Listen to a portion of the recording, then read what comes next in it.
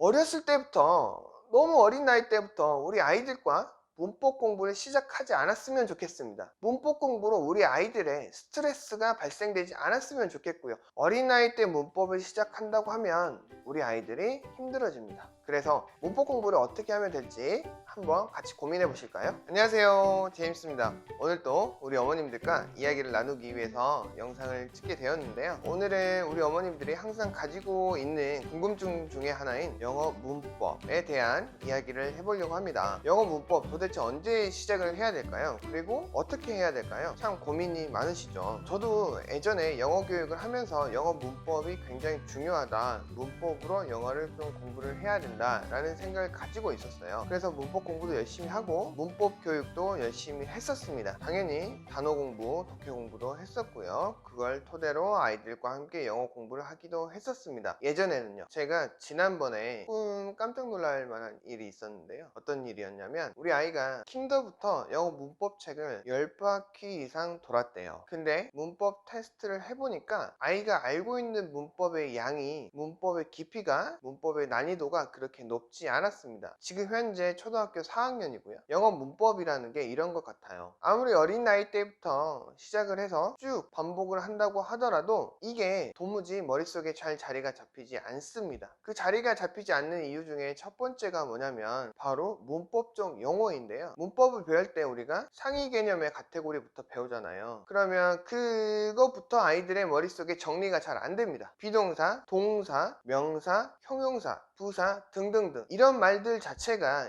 우리 아이들의 머릿속에 이해가 잘 안 되기 때문에 공부가 잘 안 되는 겁니다. 그렇지 않을까요? 우리가 상위 개념의 어떤 추상어 하나가 잘 이해가 되지 않는다면 도무지 그 사람이 무슨 말을 하는지 맥락을 따져봐서 어렴풋이 알 수는 있겠지만 정확한 이해를 할 수 없을 수 있어요. 그래서 이런 맥락에서 생각을 해보면 우리 아이들이 어린 나이 때부터 문법을 시작한다고 하면 분명히 어려움에 봉착할 가능성이 높다고 하는 겁니다. 그리고 우리가 이렇게 생각할 수가 있죠. 반복이 힘이다, 반복을 하면 할수록 좋다, 이 말은 맞습니다. 근데 이제 문법책을 끝낼 때도 문법책을 계속해서 반복하는 게 효과적인 학습 방법이긴 합니다. 하지만 너무 어린 나이 때부터 문법책으로 문법적인 반복을 한다고 하면 학습력이 어느 정도 뛰어나다고 하더라도 이 문법 공부할 때 있어서만은 우리 아이들이 정확한 사고를 하기 조금 힘들어요. 그거는 우리가 이제 한국식 영어라고 해도 무관할 텐데요. 한국식 영어 자체가 영어의 활용적인 측면이 아닌 시험적인 측면, 확인하는 용으로 만들어 놓은 경우가 많기 때문에 문법 시험이나 문법 테스트를 할 때도 확인용으로 테스트를 할 가능성이 높습니다. 그러면 그런 문법을 공부한다고 했을 때 활용적인 측면에서 공부를 했다고 하면 정말 좋았을 텐데, 우리가 그런 게 아니라 테스트를 봐서 맞고 틀림 100점, 90점을 판가름하는 시험이기 때문에 그런 방향성을 가지고 공부를 한다고 하면 조금 어려울 수 있는 거죠. 제가 좀 전에 말씀드렸던 그 초등학생 아이도 정말 똑똑해요. 잘하고요. 근데 약간의 문법에 대한 트라우마도 있고요. 문법에 대한 스트레스도 있어서 저희 그 문법 기초학력 테스트가 따로 있습니다. 그 기초학력 테스트는 비동사 알고 있느냐, 명사의 개념을 알고 있느냐, 형용사의 개념을 알고 있느냐, 문장의 형식에 대한 기본적인 거, 의문문, 부정문으로 바꾸는 방법, 이렇게 아주 기본적인 영어의 문형에 대해서 학력 평가를 하는 건데요. 그게 정말 생각보다 많이 틀렸습니다. 당연히 어머니께서도 이해하시기 힘들겠죠. 정말 부단히 노력을 했음에도 불구하고 이게 왜 이렇게 안 되는 건지 그런 것 같아요. 저희가 한자 공부가 전혀 안 돼 있어요. 한자 공부가 전혀 안 돼 있는 상태에서 논어를 배운다고 생각을 해보세요. 우리 아이들이, 우리 어머님들도 한번 생각을 해볼까요? 한자어로 된 사서삼경이나 논어를 우리가 배운다고 해보죠. 그게 잘 이해가 될까요? 거기에 나오는 기본적인 키워드의 이해부터 하려고 노력을 할 거고요. 기본적인 그런 언어들이 깔려 있는 상태에서 이런 추상어들, 이런 한자어들의 이해를 가져갈 수가 있는 겁니다. 그러니까 뭔가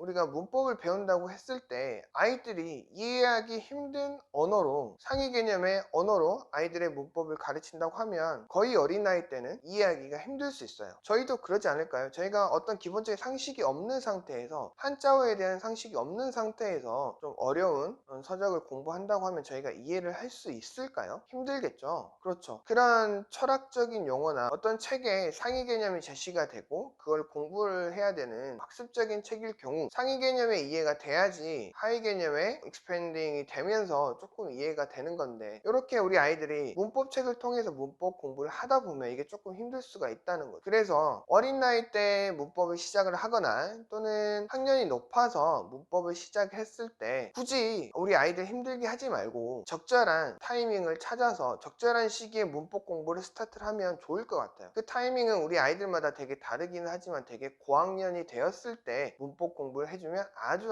좋습니다. 조금 더 이해를 할 수가 있고요. 명사, 형용사, 분사구문이라는 한자어를 우리 아이들한테 설명을 해줬을 때 조금 이해를 할 수는 있습니다. 그 다음에 이제 공부가 들어가면 조금 빠를 수가 있는 거고요. 그리고 문법 공부를 할 때 어렸을 때 공부를 한다고 하면 이런 방법도 추천을 드려봐요. 회화 위주의 책으로 공부를 한다거나 또는 회화 공부를 또는 스피킹 공부를 한다고 하면 그게 바로 문법 공부가 될 수가 있습니다. 왜냐하면 회화라고 하는 게 말의 규칙을 배우는 거잖아요. 우리도 우리 아이들이 가끔가다 실수할 수 있는 게 은는 이가를 잘못 쓰는 경우도 있고, 아주 어린 나이 때는 시제를 잘못 쓰는 경우도 있고, 또는 존칭어 같은 걸 잘못 쓰는 경우가 있잖아요. 잘 모르는 경우도 있고요. 그럼 우리가 그거를 맥락 속에서, 말 속에서 아이들과 함께 고쳐나가면서 공부를 하게 되죠. 그런 측면에서 말을 하고 대화하는 공부를 통해서 문법적인 커렉션을 잡아간다고 하면 조금 더 효율적인 문법 공부를 할 수가 있습니다. 그리고 나서 나중에 고학년 때 한국식 문법책을 공부를 하면 뭐 중학 내신, 고등 내신 충분히 잘 할 수 있을 겁니다. 그리고 가장 중요한 거는 우리가 문법 공부를 할 때도 한글 문법 배우는 것도 초등학교 들어가서 배우고 나중에 고등어법, 고등 국어 문법도 있잖아요. 그런 거를 배울 때 우리가 정말 많은 언어를 내 머릿속에 가지고 있는 상태에서 이게 공부가 된다고 하면 조금 더 학습력을 빠르게 정확하게 이해를 할 수가 있는 것처럼, 영어 문법을 공부하기 위해서는 영어 원서를 적절한 수준으로 읽힌 다음에 그게 우리 아이의 머릿속에 충분히 들어가 있고 그 언어들, 문장들, 문단이 이해가 된 상태에서 문법 공부를 한다고 하면 더 효율적이고 효과적인 문법 공부를 할 수가 있을 겁니다. 그래서 오늘 말씀드린 거를 조금 정리해서 말씀을 드리면, 너무 어린 나이 때부터 한국식으로 문법을 하려고 하지 않았으면 좋겠습니다. 그리고 문법 공부를 하더라도 우리 아이들이 한글을 배우는 것처럼, 모국어 습득을 하는 것처럼 어느 정도 아이들과 대화를 통해서 한글 맞춤법이나 문법을 가르쳐 주는 것처럼 회화 위주의 공부를 하면서 문법을 고치거나 문법을 배우거나 더 많은 양의 언어를 공부하기 위해서 영어책을 읽은 다음에 적절한 수준이 되고 적절한 한국 나이가 되었을 때 문법 공부를 시작하는 게 훨씬 더 효과적일 것 같습니다. 그러면 우리 아이들을 너무 어린 나이 때부터 한국식 문법 때문에 머리 아프게 하지 말고요, 힘들게 하지 말고요, 스트레스 받게 하지 말고요, 어느 정도 영어에 대한 언어의 양을 많이 만들어준 다음에 문법 공부가 시작되는 것도 절대 늦지 않기 때문에 영어의 언어가 많이 만들어진 다음 문법 공부를 시작하시기를 추천을 드려봅니다. 그러면 오늘의 이야기는 여기서 마치도록 하고요. 저의